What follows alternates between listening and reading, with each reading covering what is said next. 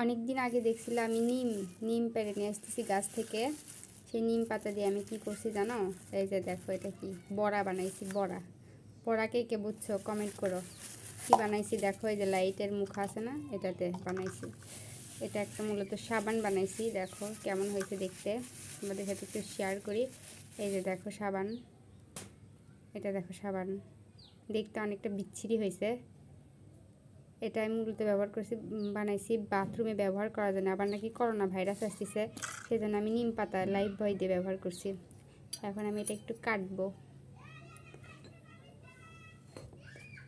হাত ধোয়ার জন্য ব্যবহার করা। হাত ধুবো, একটা বেসিংয়ে রাখবো আর একটা বাথরুমের টয়লেটে রাখবো, সেই জন্য বানাইছি। কীভাবে বানাইছি পুরো ভিডিওটা তোমাদের সাথে শেয়ার করবো ইনশাল্লাহ। দেখতে কিন্তু ভালো হয় নাই, হাত দিয়ে দেখাচ্ছি কেমন।